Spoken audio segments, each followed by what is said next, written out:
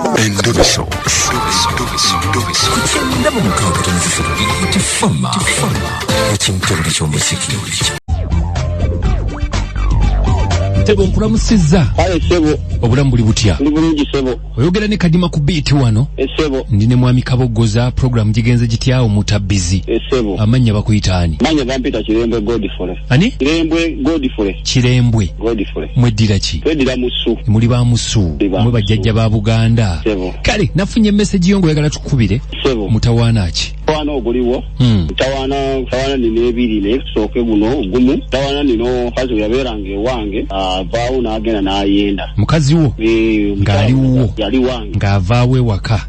N'agenda n'ayenda. Agenda n'ayenda. Wali wamuwasa? Nali namuwasa. Mbaga kawundo kakuba eddirisa. Nasasula busasuzi nasasulayo ssente nasasula nkaaga ne bamumpa ne bangamba beera naye nga wokimanyi. Mitwalo nkaaga? Kitegeeza aba bamusasudde. Bamuzaala wa? Bamuzaala Kamwenge. Oli waawa? Zaalibwa Ngando Butambala. Era gy'obeera?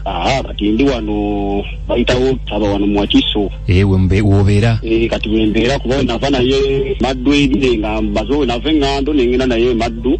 Wamuwasiza Ngando? Namuwasiza Maddu Gomba Gomba. Gye wamuwasiza gye yali abeera naye ebiseera ebyo?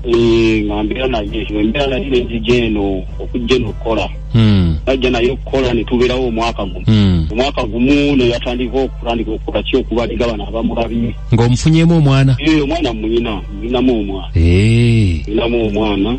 Kati atandika obwenzi? Atandika obwenzi. Mugamba obwenzi munnange omuntu akwagalira ewange nga ngamba sooka otukwate nga mugamba ati kiri gwakwagalira ewange nga ngamba sooka otukwate.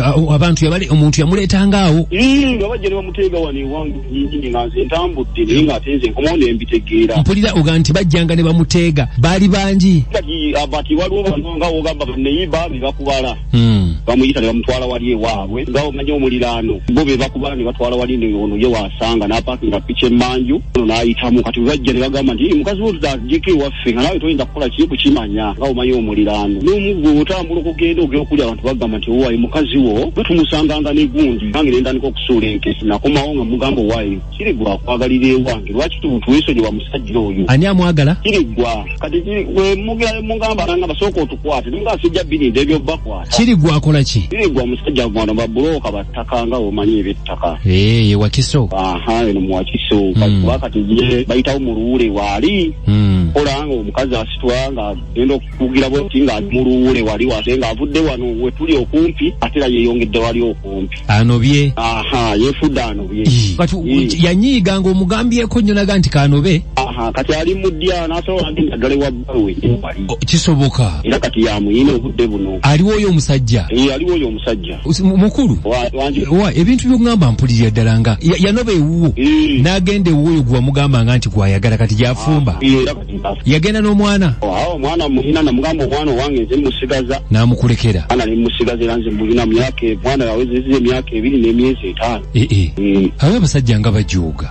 Kujooga ssebo. Kati wamutuukirako n'omugamba nti owaayi mukyala wange okola ki naye biki? Namutuukire namulaba gy'ali naye nga nensirika ne ngamba owaayi kasita nina omwana. Ebintu ebyo byonna yabitwala? Ebintu ebibyenje nga ye. Omukyala? Yatikke namugamba ebibye byennyini byalondamu n'atwala ebibye. N'atwala ebibye. N'atambula n'akola ki n'agenda. Ali wa bulooka gy'abeera? Ali wa bulooka oyo waali nakati gy'ali mu ddya kuba yagenda mu Gwakunange ennaku z'omwezi 11. Wafunayokko kadde n'ogendayokko? Sirinyirayo ddala. Olinyirayo ddala? Sirinyirayo ddala era ennaku ezo okufuna eno ennamba ye mba ndi awo nga nkubira nga ngamba nti nze taata maama Silivia ali ate ne mubuuza gy'oli tozaalangayo omulala omubuuza otyo omwana. Yali akubuuza muwala wammwe? Naye ekintu ekikuba ku mutima yaddadda nga kikulinga. Kati akubuuza Silivia ali atya? Silivia ali atya? N'omugamba eyo tozaalangayo? Tozaalangayo. Kati buzibu ki bw'olina bw'oyagala tukuyambe? Obuzibu enjagala okunnyamba enjagala anneesonyiire ddala aleme kumbuuza bya mwana era oba omukubidde awo n'omuyitamu era ojja mumubuuza era ajja kukwata bulungi nnyo. Kimajja kikubuulira. Kali gwe kicho otayagala. Ati kali ze saagala kuddamu ku agenda n'akuba n'abuuza nti omwana ali atya ne mubuuza gy'oli tewazaalayo. Ulya n'akubira eri bamaama n'abagamba nti n'omukazi gwe yawasa wa lubuto. Wanina gwe nnina n'atakubagamba nti ono gwalina wa lubuto. Omukyala yo kyayina okyamwagala. Nze nga nze.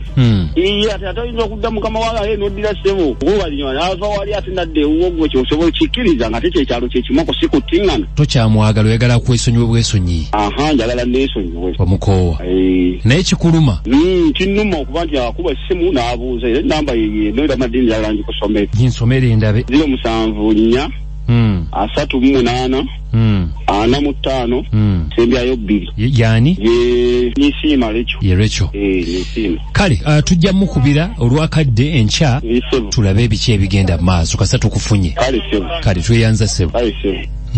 Kale Kabogoza omulidde muganda wange kintu ekyo nno kiruma sebo muziki n'ebisesa kigenze ni Kadima na Mayanja ni Anko Kabogoza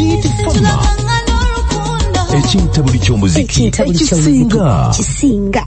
Okay abateesa mujje tuteeseeko tuyambe omwami oyo then nze mbabuulire ekyendaba kuba ndaba omuntu ono bayawukana mukwawukana ekitegeeza nti kiba kyaggwa okitegeere muba temuyina kwongera mu maaso nakulaba ate biki ebiddako so mujje mutubuulire tulabe nga bwe kitambula mubeere nga muwa ku magezi okusinziira bwe muwulidde. Anko Kadima mwebale tuweereza omwami talina nnyo kimuluma just ebbubali eri musumbuwa omukyala akyamwagala kuba yeegaana nze ndabye ng'ebbubali eri musumbuwa mpozi nga muyiiza muddiza mukyala we eringa ensonga enkulu nsigadde ndi Mami Elvis ebbombo. Mami Elvis webale nnyo ebbombo webale tuweereza abagigenze kya naye banayo omusajja naye abembwe mankubye ne nkugamba nti taata gundi kiba kikujjako ki nange mma njagala kumanya mwana wange bw'ayimiridde ate gwe lwaki oba olingiriza nti oba nti ye nazaala mba nina okuyita taata gundi nsigadde nzima makulisi afumba ekigere mbiriza umeme ebbombo. Kale webale nnyo bali ddala. Wanji Mwami Kadima ni Mwami Kabogoza mwebale tuweereza ono Samuemba kutya ku Taso musajja munanga amagezi gemmuwa omukyala amwesinyiwe tamwesembereza kasita ali kuddya ono asigala Samuemba kutya ku Taso. Kale aganti amusonyiwe ekikulu kasita ali kuddya yagenda dda nanga amagezi genjagala okuwa omwami ono gafaananako aga Samuemba kutya Taso omukyala sijja mukubira ye eyo pote abawuliza bwe gambanga nti nja kuba enkya ebiseera ebisinga neegendereza nnyo. Assalamu alaikum warahmatullahi wabarakatuh. Mukwano mwe bali kutuweereza amanya nze Haji Kaswera Rashid Ngambera Kabowa.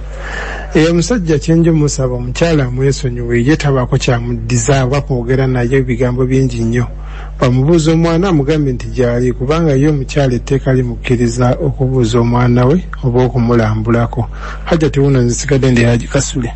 Mwami Kadima mukwano we balatuweereza amanya gatinamponyiwa ne Kabowa naye Mwami Kadima ze sinjagala okugamba omwana mulenzi oyo omukazi oli ye nannyini mwana eyamuzaalamu amuleka amubuuze era alaba omwana we ekyokukyawagana bababiri tekibajjako kubanga bazaala omwana sigadde negatinamponyi ne Kabowa. Webalinya jati sebo guma omukyala akubuuza omwami paka kuwulira bubi oli mwana wuwe naawe mwamuzaala babiri kale wamma tetusobola kusukkako wano abamukunja tubasibudde paka enkya Mungu atwadde obulamu naye nze nkomawo n'ekibimba tovaawo musule bulungi mweraba.